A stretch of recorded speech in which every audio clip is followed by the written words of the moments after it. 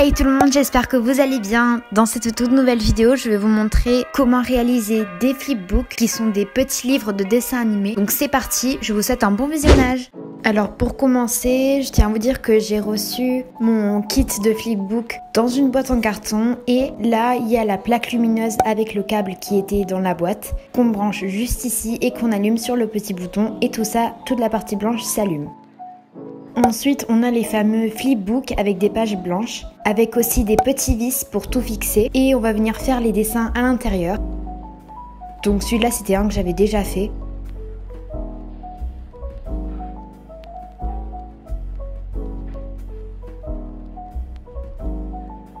Donc voici le principe d'un flipbook et j'en ai fait qu'un seul et là je vais vous montrer comment en faire un autre.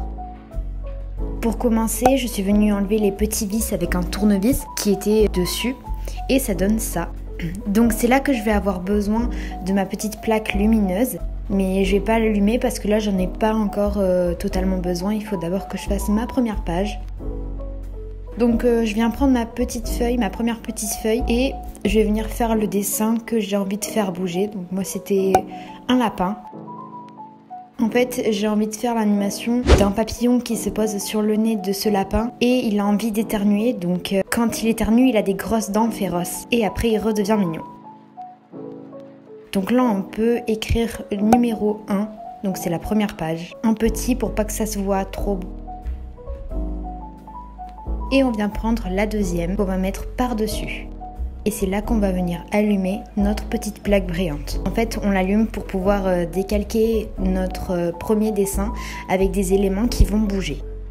Donc il faut essayer de faire le plus réaliste possible. Là, je retrace mon lapin qui ne va pas encore bouger, car il ne faut pas que je le fasse déjà bouger d'un coup, sinon ça va aller trop vite et on ne va pas pouvoir le voir. Et là, je commence à tracer mon petit papillon qui va, au fur et à mesure des pages, avancer sur le nez du lapin. Donc voilà, après les détails, c'est pas très important, on va venir rajouter les couleurs après.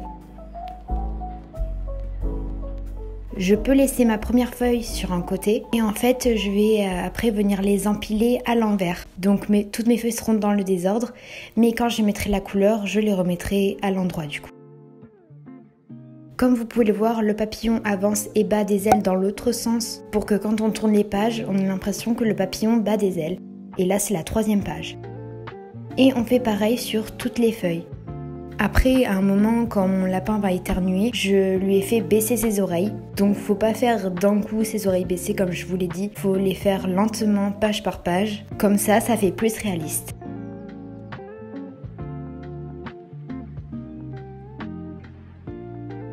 Mon papillon continue d'avancer. Et voici donc, là je suis à la page 15 et comme vous pouvez voir, le papillon est sur son nez et j'ai écarté les oreilles.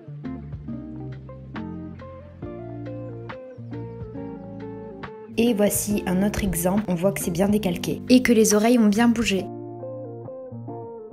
Donc là j'ai fini mes 60 pages, donc comme je vous l'ai dit, tout est à l'envers. Mais sinon, quand on a fait les dessins dans le déroulement, c'était dans l'ordre. Et maintenant on va venir rajouter les couleurs. Donc moi j'utilise des feutres qui transpercent, c'est pour ça que j'utilise un vieux papier avec de la peinture, tout ça, pour me protéger la table. Et je viens rajouter des couleurs.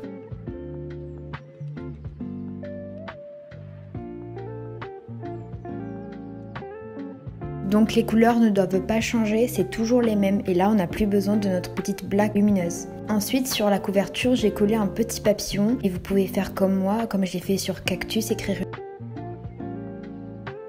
Et c'est là qu'on va avoir besoin des vis. Donc on va venir mettre nos deux couvertures devant et derrière. Et on fait attention que les feuilles soient bien droites pour pouvoir tourner facilement. Et c'est là qu'on va venir mettre les vis et visser tout ça.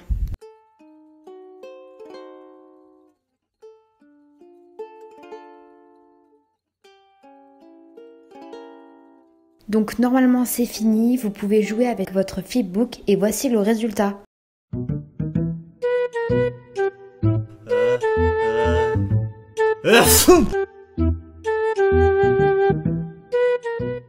J'espère que ce flipbook vous aura plu.